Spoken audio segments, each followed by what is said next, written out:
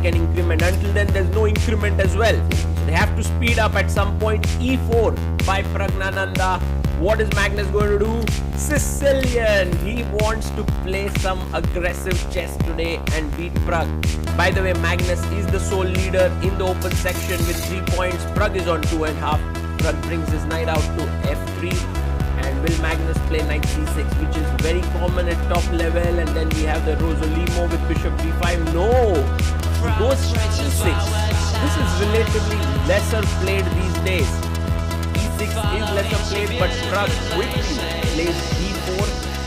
Pawn takes. We have the open Sicilian. And this is such a dream opening because you have two fighters on the board, Prag and Magnus, and a fighting opening. What more can you ask for? This is known as the Sicilian Khan variation. It's supposed to be very, very safe and positional in a way because you are putting your pawns on light squares, controlling these light squares over here. But Prag puts his bishop out to d3 and queen comes to c7. Now the queen is excellently placed here. But on the other hand, you will see that what Prag has done is that he has not developed his knight on d1. This means that he can at some point put his pawn to c4 and create a Morozzi bind setup. Knight comes out to f6, putting pressure on the center. You will see that e5 is not possible because the queen controls that square. So Prag needs to now reinforce that square. He goes to e2, he's threatening e5. So maybe it's time for Magnus to stop it with his pawn moving to d6.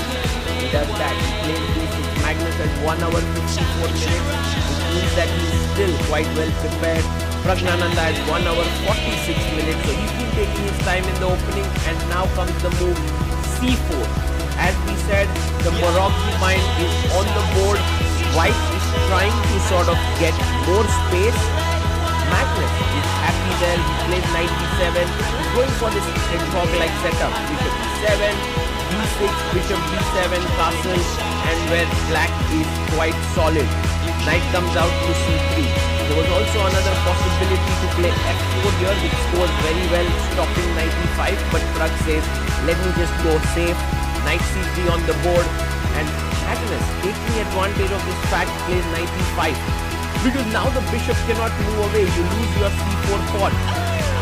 So although he moved his same piece twice in the opening, he wants to win the d3 bishop. That's his main plan. Prag there completely focused. He plays pawn to h3. Maybe he wants to play f4 and not allow the knight to settle down on the g4 square, or in general doesn't want any knight coming to g4 and plays h3. Magnus goes d6. Perhaps not the most accurate way to play because he wants to put his bishop here on d7 and that takes a bit of time. It's so logical. You want to put your bishop on the b7 square, and now maybe for Prag, it's time to push the knight away. f4 is on the board. Magnus must take the bishop on d3. After all, that's what the knight came in for. Yes, he takes on d3. And now Prag takes it back. Let's take stock of the situation. White has space, black has the bishop there. And I think the position is slightly more pleasant for white, but definitely everything to play for. Bishop d7 is played on the board, and now Pragnananda, what is he going to do? Is he going to bring his bishop out from d2 and then centralize his rooks? No, he goes right in there. f5, striking here, and black is put into trouble. Now black must go e5. This is important, and after knight c2 play rook c8, so that bishop g5, knight e3 is not possible, this ideal setup. But Magnus blunders. Well, you can say blunder is a little too strong, but it's definitely an inaccuracy. He goes queen d7. You will understand why. Magnus wanted to keep his pawns here so that all the squares are controlled. However, the problem with this is that now Prag can get real active play. Bishop g5. I love this move by Pragnananda. He gets his bishop out to g5. He's developing quickly. There were also other tempting options, by the way. One very nice variation was take and bishop h6. But what Prag has selected is the best. Bishop e7 played, and now, you know, an amazing move here is rook a d1, putting the rook opposite the queen. But it's not so easy to understand because you can play your rook to e1.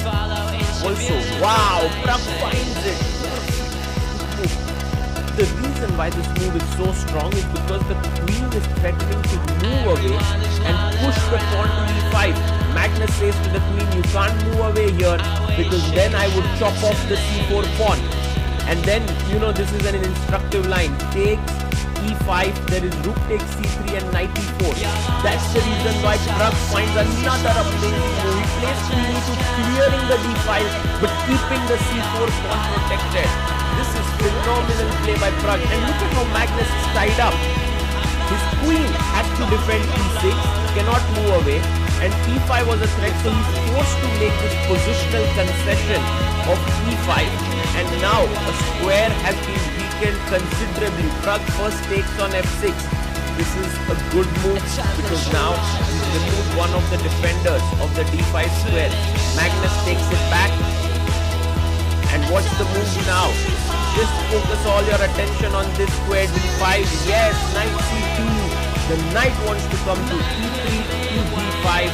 And this is fantastic chess here by prag. The two bishops are completely blocked. We have a in our screen right now, blocking the view. Queen c6 played, putting pressure on c4 and e4, 2 pawns. But of course the knight is going to enter in here.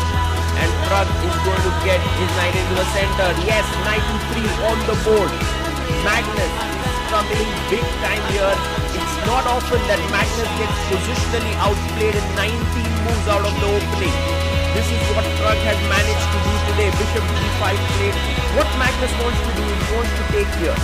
But prag can be brave and actually sack a pawn and go queen d4. Will prag do that? Because that, I'm sure he sees there's compensation, but he goes queen h1. And maybe this allows Magnus a little bit of stability.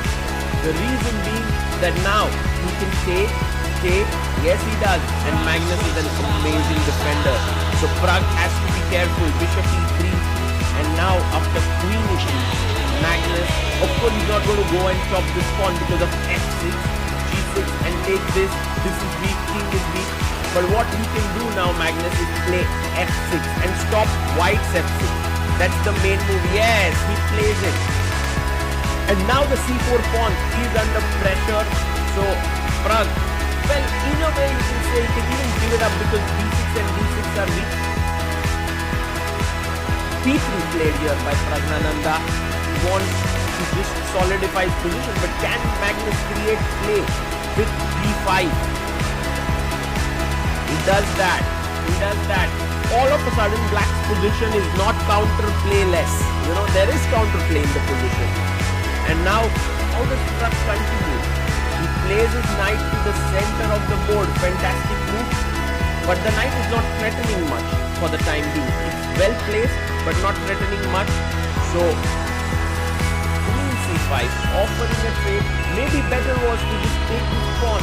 But I think Magnus wanted to trade the queen, but now the queen can go to f3. This is or g3. Both moves very strong. He goes f3. He's threatening to give a check.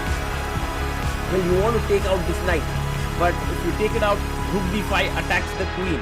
Not so simple for Magnus. There are many problems. B takes c4 played, and prag can now give a check and force the black king to lose his castling rights. He does it, queen h4 check. Now one thing that prag has to be careful is his time. He has 19 minutes left and he has 15 more moves to make to reach move 40. Magnus meanwhile has 44 minutes. So while Magnus has been worse, plays his king to f8, his rook is not going to come into the game very soon. He's worse, he's played quickly and he's putting the pressure on Pragnananda. How is prag continuing now? Let's see. Prag taking his time and plays another beautiful move, rook f3. This is such a great move because now this rook can swing over here. Also, if you take, I can take back with the rook. It's time to get rid of the knight on d5. Magnus plays bishop takes d5. Prag comes in and of course going to take with the rook. You can't take with the pawn. Yes, rook takes. Now the queen is attacked. The d6 pawn is weak. But the queen can move away where exactly? Do you want to go to d4? That looks like a safe square, or d6 is one option. He goes queen d6, defending the d6 pawn. But I think it's time for Prag to take the pawn back on c4. Taking his time here. Prag takes on c4. He's down to 14 minutes. And we are on move 28. Now if Magnus comes in and gives a check, king h2 and tries to take here, this is already bad because of rook d6.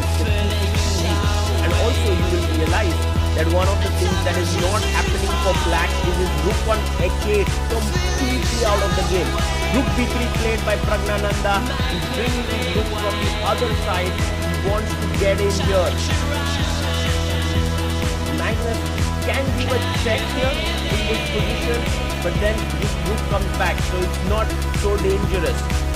Magnus now needs to play something that blocks the attack, and he plays rook b4. The attack to the queen is blocked. There's this insane move, very tough move to bring the rook back, so that takes you can take back with the rook. Prag steals this move as well.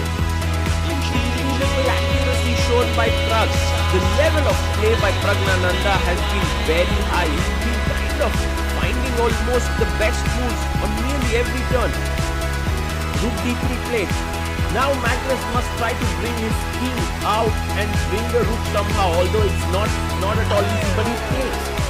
He takes on b3.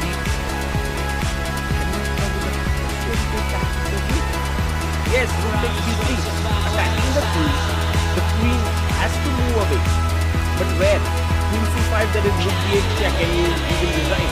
So maybe queen c7 is one idea. He plays his queen back, and he's threatening some kind of perpetual check here on c1 and f4. Pragnananda needs to bring his queen back to d1, which is again a difficult move, a backward move. But Prag is now used to making difficult moves in this game. Finds queen d1. Fantastic move once again. Just shoring things up. And g6 play. The thing is, if you try to bring your queen into the game, this queen b1, rook into the game, and it's game over. So queen d1 is such a powerful move because you want to get queen b1. You want to get your queen behind the rook. And Prag finds once again this idea. Look at Magnus. He's like, oh my god, what is Prag playing here? He's not just letting me escape with my king and rook. Insane play by Pragnananda. Now the queen needs to move away, otherwise would just get lost. So queen c5. And now very important not to let the king escape from here. You need to cut the king off. Pragnananda is 11 minutes. Now he plays rook b7, another fine move. Just completely cutting the king off. The king cannot move up. And although Magnus is a pawn up, he's kind of another pawn bites the dust. It's kind of a rook down there. Okay, gf5. And now, you want to get queen b3 and try to checkmate him. But there's this check unnecessarily coming in. So Prag plays another brilliant prophylactic move, king h2. He just moves his king up so that there are no checks later. If Magnus gets greedy, then queen f1 is already game over. There's no way to protect f6. Magnus now plays rook g8. Finally, he's like, I've got my rook into the game, but look at his expressions. He knows that it's all over. Prag plays queen b3, threatening nothing short of mate in 1 here on f7. And d5 played here by Magnus. And how do you finish him off is the question. How do you finish your opponent? He takes on h7, threatening a check here. And if the queen goes back, there is a check from a3 and mate. I think there's just no way to stop the mate. If you play rook g7, I have check and another check, and you lose the rook. Magnus is now lost completely. He stretches